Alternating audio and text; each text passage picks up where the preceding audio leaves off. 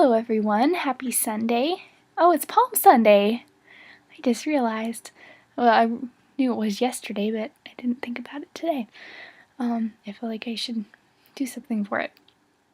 I hope everyone's doing well. I think this is the third Sunday in a row I've actually remembered to make a video. Someone should give me a sticker.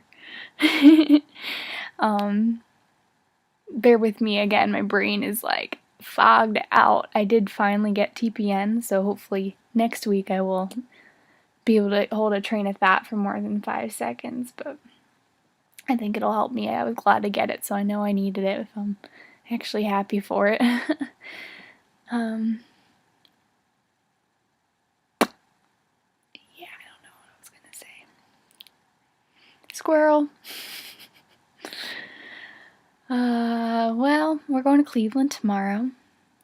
So if anyone's taking prayer requests, safe travels, and protection over my port for no line infections, that would be fantastic.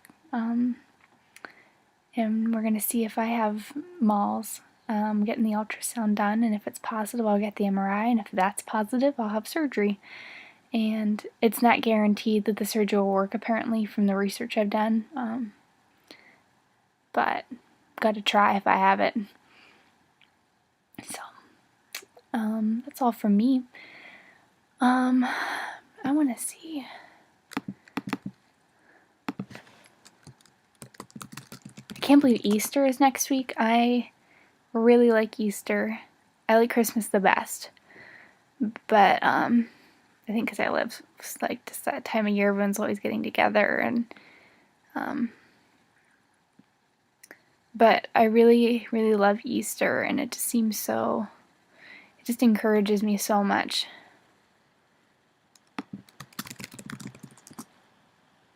should have had this ready, but I didn't realize till I was making the video that it was Palm Sunday.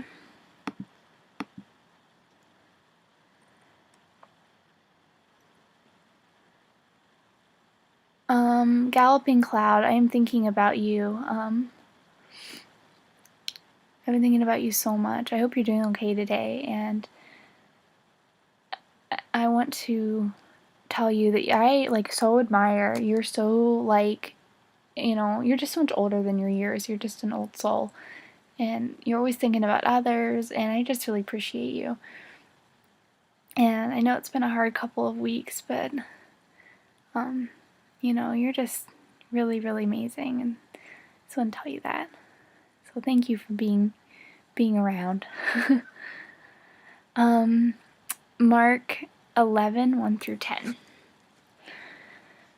When Jesus and his disciples drew near to Jerusalem, the Bethphage and Bethany at Mount of Olives, he sent 2 of his disciples and said to them, "Go into the village opposite you, and immediately on entering it, you will find a colt tethered on which no one has ever sat. Untie it and bring it here. If anyone should say to you, 'What are you doing?' reply, 'The master has need of it, and will send it back here at once.'" So they went off and found a colt tethered at the gate outside on the street, and they untied it. Some of the bystanders said to them, "What are you doing untying the colt?" They answered them just as Jesus had told them to, and they permitted them to do it. So they brought the colt to Jesus and put their cloaks over it, and he sat on it. Many people spread their cloaks on the road, and others spread leafy branches that they had cut from the fields. These preceding him, as well as those following, kept crying out, "Hosanna! Blessed is he who comes in the name of the Lord. Blessed is the kingdom our father David that is to come. Hosanna in the highest." I just think that's so cool. Every time I read it, it makes me happy because, first of all, it just shows how humble Jesus is. And second of all, he just came in. He didn't do anything to announce that I am king. He just got the donkey and rode in. And all of a sudden, people start flocking him. He didn't come in on this white horse with people, with his disciples going, "Hey everyone, it's the king, it's the king." They didn't say a thing. They just came in on this donkey, or this colt. It just says colt in this one, but and all of a sudden everyone goes, they just know, and they start calling him God, and they start saying that he's blessed, and they start praising him, and they say that he's coming in the name of the Lord, and they start singing his praises, just like how he was born in a stable with donkeys and cows and sheep, and shepherds came and started praising him. So I think that's so cool. And that's how I learned it in Sunday school, I'm sure, but I think that the simple message is just so, doesn't need to get any fancier than that. I just think it's so cool that, to me, that says, he didn't do anything. He just rode in on that donkey, and everyone just starts like, ah. They just know. I think people, when you see Jesus, you're just gonna know it's him. And so that's why it's so important for us as Christians to try and live like him every day, because we're the only, like, there's a quote I like, and you can't take it too literally because it kind of could sound bad, but like, we're the only Jesus people might see, because like, we're supposed to live like him, like how he wants us to live. We're supposed to live in his ways and in his teachings, like how he taught us how to live. I'm not wording this well, but you know what I mean, like how he said, he gave us the 10 Commandments, and he wants us to do his word. And so we're the only way that people might know him, because he's not physically here on this earth. So hopefully that made sense. So I like that. In John 12, it says, they actually say that it says that the people said, "King of Israel, fear no more, O daughter of Zion. See, your king comes, seated upon a donkey's colt." And that his disciples didn't understand, but they remembered later. So that's so neat. I think it's funny, the whole time the disciples were like, reminds me of myself, because I like don't get it a lot of the time, but then later I'm like, oh, that's what you're doing, God. Oh, and that happens again, and I do the same thing again. I'll learn one day. But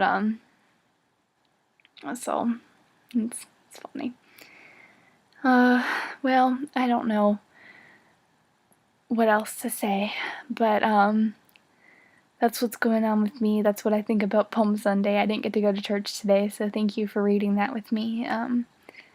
Every year my pastor used to come in on a donkey, and it was so cool because he used to do Jesus in our Easter productions we would do in our church. He's a good actor. No one else would do it, so he would do it. We switched around. He wasn't the only one that would do it. Some years, some other people would do it, and then later on, someone else always did it. But I remember when I was little, he did it, and I used to get really upset because I love my pastor very much, and he's like a second dad to me, and I get really upset when they would kill him and put him on the cross. And so to me, it was like really personal, and I really could see Jesus because I saw Jesus through him. So those, when I was little, those were really powerful to me. But so yeah, I just think that that's a really cool passage anyway. Oh my. I'm just going on and on now.